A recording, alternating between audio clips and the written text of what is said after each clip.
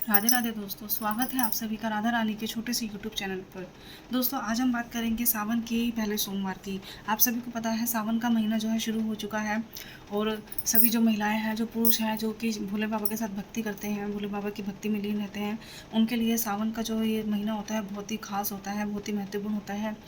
सावन के 4 सोमवार के व्रत रखने से ऐसा माना जाता है कि जीवन की सारी दुख दुविधाएँ दूर हो जाती हैं और हमें मनोकामनाएँ जो हैं सारी पूरी हो जाती हैं। स्पेशली ये जो व्रत है लड़कियाँ रखती हैं अच्छे जीवन साथी की तलाश में, उनको ऐसा माना जाता है कि जो भी लड़की ये व्रत रखती है उनको भोले बाबा जैसा वर मिलता है।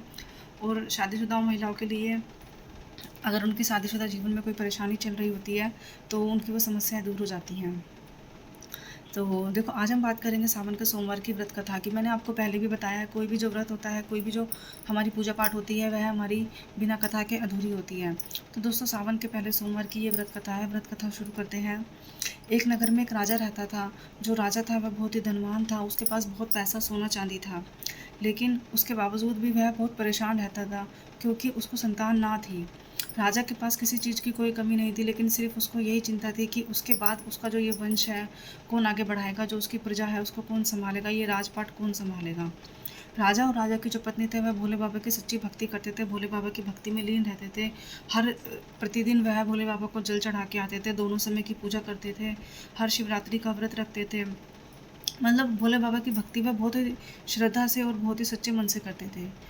उनकी जो भक्ति देखकर माता पार्वती बहुत ही प्रसन्न हुई, लेकिन माता पार्वती ने भोले बाबा से एक सवाल पूछा कि इनके जीवन में संतान का सुख क्यों नहीं है? ये लोग आपकी इतनी भक्ति करते हैं, इतनी पूजा करते हैं, तो आप मुझे ये देखकर बताइए कि इनके जीवन में संतान का सुख कब तक आएगा? तो भोले बाबा ने कहा कि इनके जीवन में संतान का सुख है ही नहीं, ना ही इनको कोई संतान होगी, यह हमेशा ऐसे ही रहेंगे संतान के वियोग में। तो माता पार्वती को माता पार्वती जो थी उनको यह सुनकर बहुत बुरा लगा। उन्होंने कहा कि ये लोग तो आपकी सच्ची भक्ति करते हैं, इनका तो आपके ऊपर अटूट विश्वास है, इनको तो उम्मीद है कि आप एक दिन इनको संतान देंगे, तो फिर ऐसा क्यों? तो जो माता पार्वती थी वह भोले बाबा से बहुत जिद करने लगी, नहीं इनको संतान दो, इनको संतान का वर आपको देना ही चाहिए।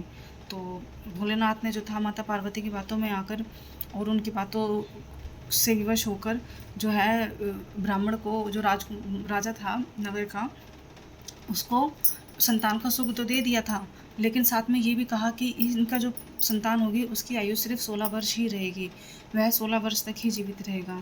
तो भोलेनाथ की यह बात जो थी सच साबित होनी थी। कुछ समय बाद रानी का गर्भ ठहर गया और रानी के जो है पुत्र की प्राप्ति हुई। जो राजा था वह उसको पुत्र प्राप्त हो चुका था और वह माता पिता बन चुके थे।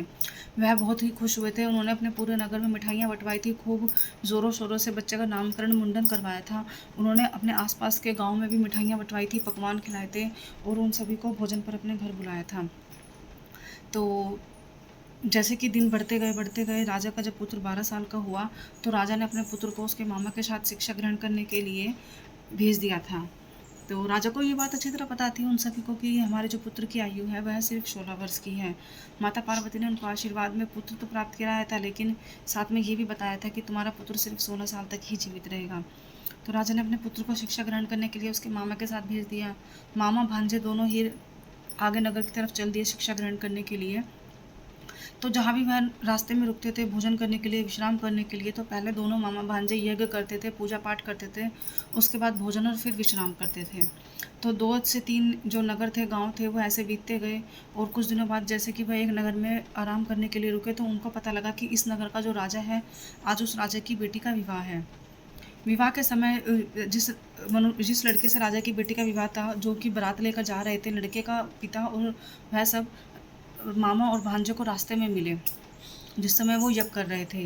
लड़के का जो पिता था उसको एक अलग चिंता थी। उनको लड़के के पिता ने राजा, जो नगर का राजा था जिसकी पुत्री का विवाह था, उसको यह बताया नहीं था कि मेरा बेटा एक आंख से काना है। और जो उस नगर का राजा था वह अपनी पुत्री के विवाह के लिए खूब ज़ोरों शोरों से तैयारियां कर रहा था। तो लड़के के पिता ने जैसे ही मामा और भांजे की जोड़ी को देखा और उन्होंने अपने दिमाग में ये लगाया कि अगर मैं इस लड़के को अपने बेटे की जगह खड़ा कर दूँ तो राजा को कभी पता ही नहीं चलेगा कि मेरा बेटा आंखों से काना है और वह मुझे बहुत और धन दौलत देकर अपनी बेटी को विदा कर देगा। तो राजा ने यही, उसी नगर लड़के के पिता ने यही बात मामा के, जो मामा था राजा के बेटे का मामा, तो उनको बताया कि भाई मेरा बेटा आँख से काना है और मैं उसकी शादी करने आया हूँ राजा की बेटी से। तो क्या तुम कुछ समय के लिए अपने भांजे को मेरे बेटे के स्थान पर बिठा दोगे? मैं इसके बदले में तुम्हें बहुत धन दूंगा, बहुत माया दूंगा। मामा के दिल में कुछ समय के लिए लालच आ गया और मामा ने उनकी बातों को हाँ भर दी। राजा की जो बेटी थी राजा की जो बेटी थी उसका विवाह राजा के बेटे के साथ हुआ, जो कि जिसकी उम्र 16 वर्ष थी, जो कि माता पार्वती और भोलेनाथ का दिया हुआ आशीर्वाद था।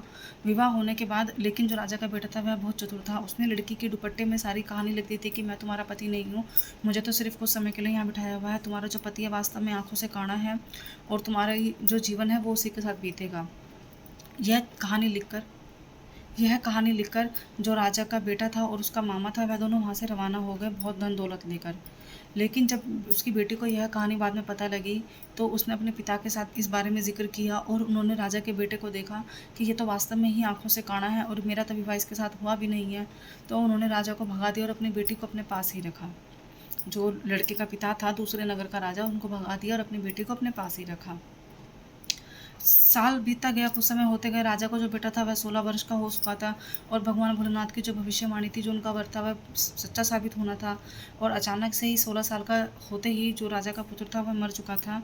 जैसे ही मामा ने उसको देखा तो मामा के होश बिल्कुल गुम हो गए और मामा ज़ोरों शोरों से चीखने लगे, हे भगवान, ये मेरे पुत्र को क्या हो गया, ये मेरे भांजे को क्या हो गया, कोई मेरे भांजे को वापस जीवित करो। मामा का यह दुख देखकर जो आसपास के लोग थे वह भी आंखों से रो पड़े। उनको भी बहुत दुख हुआ कि यह इनके साथ क्या हुआ है। लेकिन जिस तरह से जो मामा था वह चीख चीख कर रो रहा था, भोलेनाथ को पुकार रहा था, माता पार्वती को पुकार रहा था, तो माता पार्वती और भोलेनाथ से उनका दुख ना देखा गया और उन्होंने उनके बच्चे को जीवन दान दे दिया। तो जो उनकी 16 वर्ष की जो भविष्यवाणी थी, जो वर था, वह समाप्त हो चुका था। तो मामा और भांजे, जैसे ही भांजा जीवित हुआ, मामा उसको देखकर बहुत खुश हुआ। उन्होंने भोलेनाथ का शुक्रिया अदा करा और भांजे को लेकर वापस उसके माता पिता के पास चल दिया।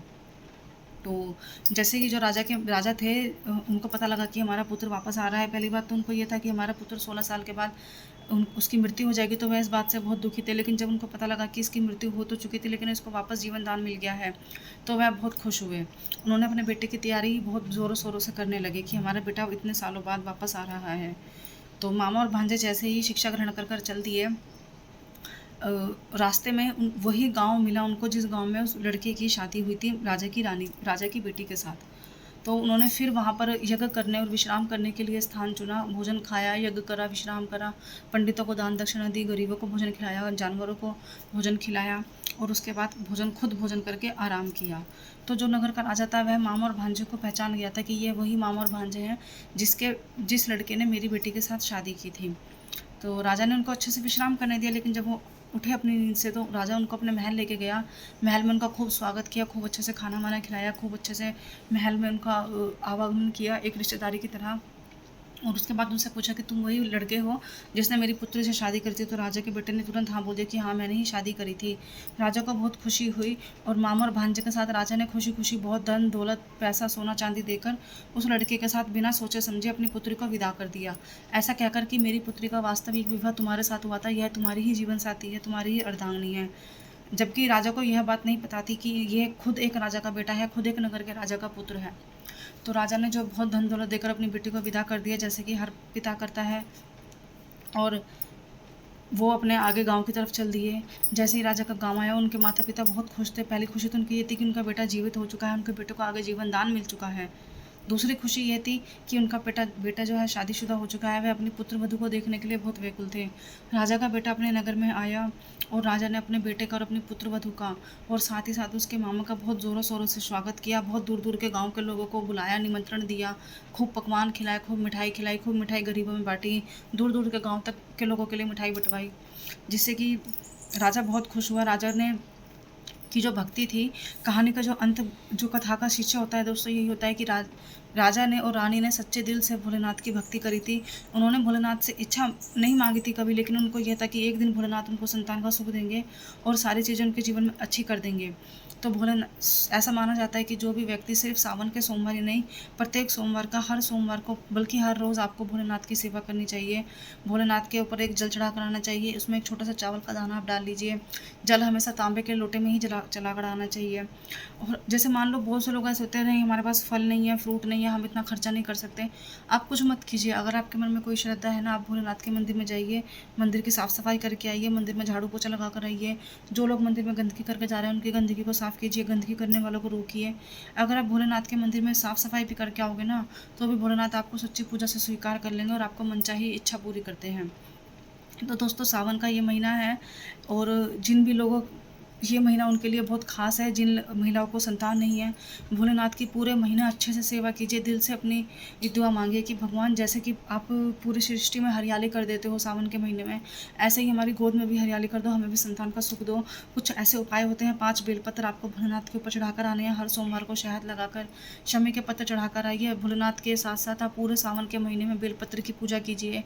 बेलपत्र के नीचे, बेलपत्र की जड़ में तांबे के लोटे में एक चंदन डालकर जल चढ़ाकर आइए, दिया बाती जलाकर आइए, बेलपत्र की पूजा कीजिए अच्छे से। आपके जीवन की जो भी दुख दुविधाएं हैं वो सावन के महीने में ठीक हो जाएंगी। और जिन महिलाओं को संतान नहीं है, मेरा पूरा विश्वास है कि आपको सावन के महीने में संतान का सुख जरूर मिलेगा। तो मिलते हैं दोस्तों अगली वीडियो में। अगर आपको मेरी वीडियो अच्छी लगे तो मेरे चैनल को सब्सक्राइब कीजिएगा, वीडियो को लाइक कीजिएगा। राधे राधे।